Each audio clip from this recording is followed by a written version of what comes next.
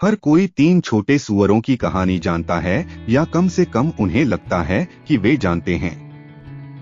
लेकिन आज मैं आपको असली कहानी बताऊंगा जो कोई नहीं जानता, क्योंकि किसी ने भी कहानी में मेरा पक्ष सुनने की न तो परवाह की और न ही सुनने की कोशिश की। मुझे मिस्टर बिग वुल्फ के नाम से जाना जाता है, लेकिन हर कोई मुझे बिग बैड वुल्फ कहता है।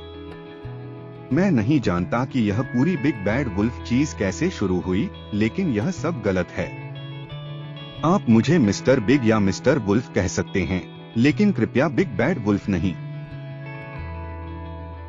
यदि चीज़बर्गर प्यारे होते तो शायद लोग सोचते कि आप भी बड़े और बुरे हैं। लेकिन जैसा कि मैं कह रहा था, पूरी बड़ी बुरी भेड़िया वाली बात गलत है।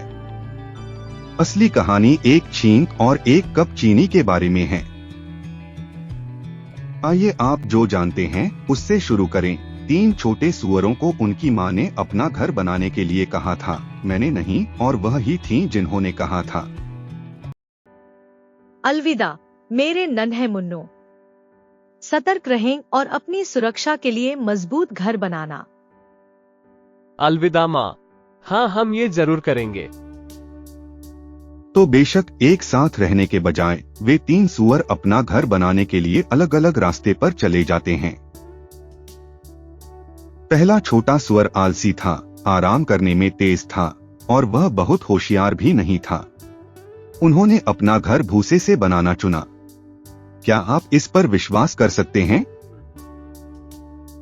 छोटा सुअर ने सोचा कि यह मजबूत घर है, भूसे से बना हुआ घर है। मेरा मतलब है कि सही दिमाग वाला कौन व्यक्ति भूसे का पूरा घर बनाएगा? वह शायद उस अस्थिर घर से बहुत खुश था। दूसरे छोटे सुअर ने अपना घर लकड़ियों से बनाने का फैसला किया। मुझे लगता है कि वह थोड़ा होशियार था, लेकिन ज्यादा नहीं।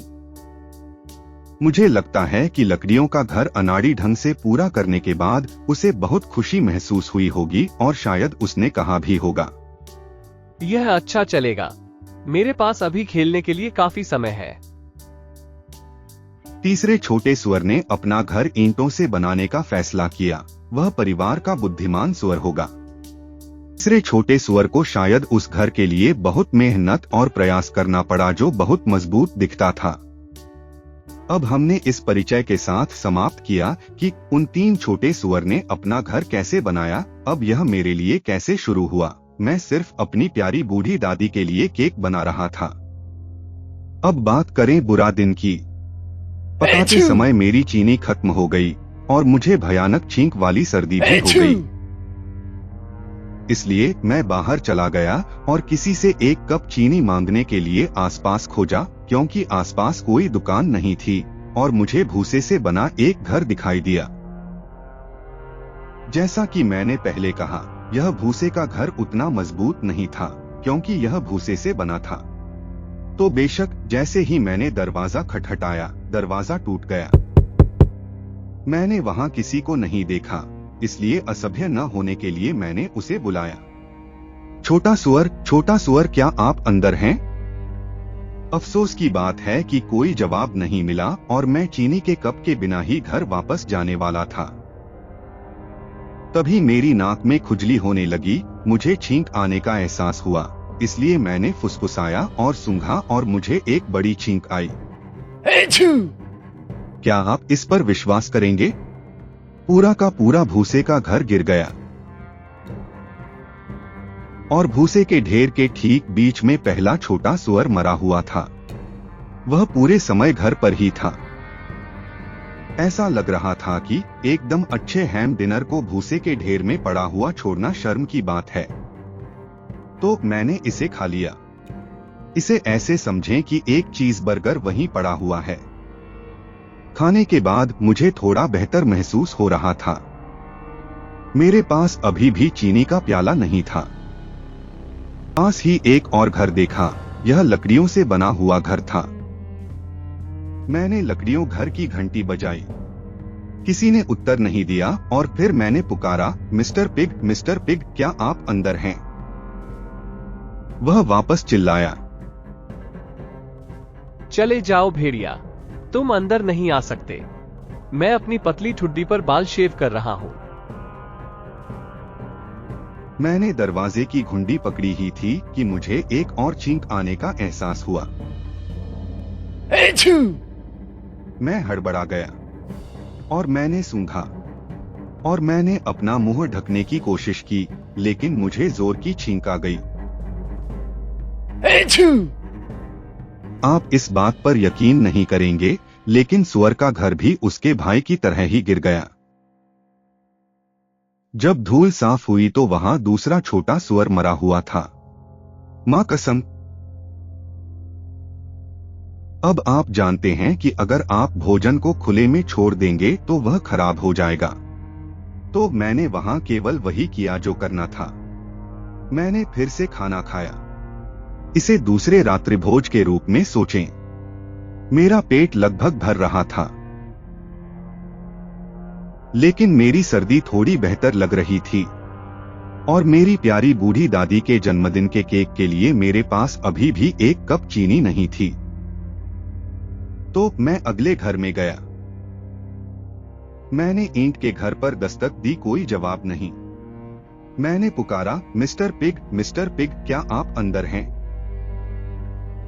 और क्या आप जानते हैं कि उस असभ्य छोटे सुअर ने क्या उत्तर दिया? यहाँ से चले जाओ वुल्फ, मुझे फिर से परेशान मत करो। असभ्यता में बात। शायद उसके पास चीनी से भरी पूरी बोरी थी और उसने मुझे मेरी प्यारी बूढ़ी दादी के जन्मदिन के केक के लिए एक छोटा कप भी नहीं दिया। क्या सुअर है? मैं बस घर जाने ही वाला था और शायद केक के बजाय एक अच्छा जन्मदिन कार्ड बना रहा था, तभी मुझे ठंड महसूस हुई। मैं हड़बड़ाया और मैंने सूंघा और मुझे एक बार फिर छींक आ गई। तभी वह तीसरा छोटा सुअर चिल्लाया, और तुम्हारी बूढ़ी दादी एक पिन पर बैठ सकती है। अब मैं आमतौर पर काफी शांत व्यक्ति हूँ, लेकिन जब कोई मेरी दादी के बारे में इस तरह बात करता है तो मैं थोड़ा पागल हो जाता हूँ।